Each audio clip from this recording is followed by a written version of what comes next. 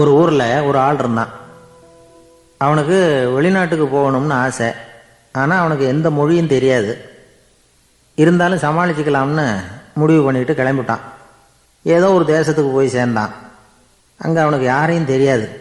அவங்க என்ன மொழியில் பேசிக்கிறாங்க அப்படிங்கிறது கூட புரியல. என்ன பண்ணுறதுன்னு யோசனை பண்ணிட்டு ஒரு இடத்துல நின்றுக்கிட்டு இருக்கிறான். எதிர ஒரு பெரிய கட்டடம். நிறைய பேர் உள்ளே போயிட்டு இருக்கிறாங்க. இவனும் அவங்க பின்னாடியே உள்ளே போனான். ஒரு பெரிய அறை, அலங்காரம்லாம் பண்ணி வச்சிருக்கிறாங்க. நிறைய பேர் சாப்பிட்றதுக்காக உட்காந்துருக்குறாங்க. இவனுக்கு நல்ல பசி. அதனால் இவனும் உட்காந்தான். சாப்பாடு போட்டாங்க, சாப்பிட்டான். அன்பான உபசரிப்பு.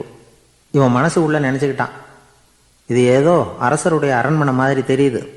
இன்னைக்கு ஏதோ விருந்து நடக்குது. நல்ல வேளை நம்ம பசியும் தீர்ந்துது அப்படின்னு நினச்சிக்கிட்டே நிமிர்ந்து பார்க்குறான்.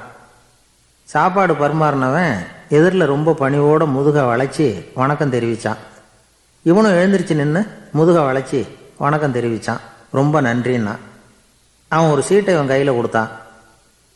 இவன் அதை வாங்கி பார்க்குறான். என்ன எழுதியிருக்குன்னு ஒன்றும் புரியல. சரி, இந்த நாட்டில் தங்களுடைய நன்றியை சீட்டில் எழுதி தான் கொடுப்பாங்க போல இருக்கு அப்படின்னு நினச்சிக்கிட்டு மறுபடியும் நன்றின்னா. ஆனால் அவன் காசை கொடுங்கன்னான். ஏன்னா அது ஒரு ஹோட்டல். இவன் சாப்பிட்டதுக்கான பில் அது. இவன் அதை புரிஞ்சிக்கவே இல்லை.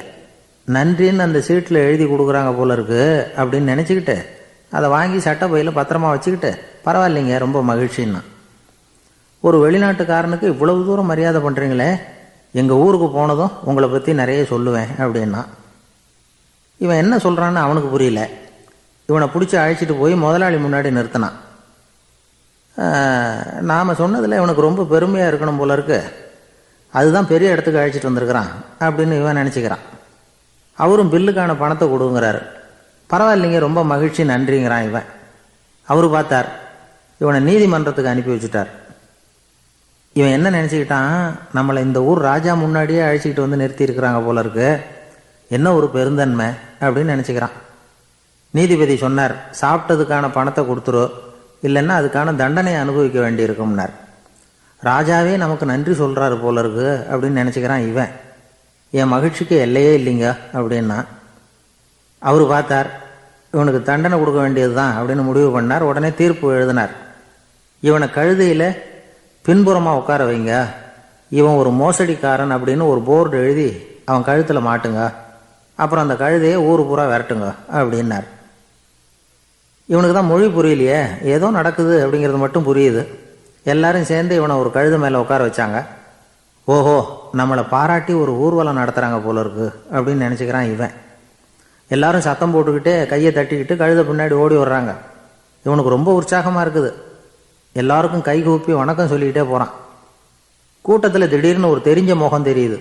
அவனுடைய தேசத்தை சேர்ந்த ஒரு ஆள் அவன். அவனை பார்த்ததும் இவனுக்கு ரொம்ப உற்சாகம். நம்ம ஊருக்கு போனதும் இங்கே நமக்கு கிடைச்ச மரியாதையெல்லாம் உண்மைதான்னு சொல்கிறதுக்கு ஒரு சாட்சியும் கிடைச்சிட்டுது அப்படின்னு நினச்சிக்கிறான். அவனை பார்த்து கத்தனான், நல்லா பார்த்துக்க, இந்த ஊர் மக்கள் எனக்கு எப்படிப்பட்ட வரவேற்பு கொடுக்குறாங்கங்கிறத நல்லா கவனிச்சுக்கோ அப்படிங்கிறான். அவனுக்கு அவமானமாக போட்டுது. தலையை குனிஞ்சிக்கிட்டே நழுவி போயிட்டான். இவன் பார்த்தான், அவன் தலை தெரியல. ஆகா, அவனுக்கு நம்ம மேலே பொறாமை போல இருக்கு, அதனால தான் காணாமல் போயிட்டான் அப்படின்னு நினச்சிக்கிறான். இப்படி ஒரு வேடிக்கை கதையை பெரியவங்க சொல்கிறது உண்டு. கதை வேடிக்கையாக இருந்தாலும் இதில் உள்ள கருத்து என்ன தெரியுமா? அந்த கழுதை மேலே உட்காந்துருக்கிறானே, அது மாதிரி தான் நாமளும் அகங்காரங்கிற கழுதை மேலே உட்காந்துக்கிட்டு இருக்கோமா. நாமளும் கிட்டத்தட்ட அதே மாதிரி பிரம்மையில் தான் இருக்கிறோமா. என்ன நடக்குதுங்கிறதே புரியறதில்லை.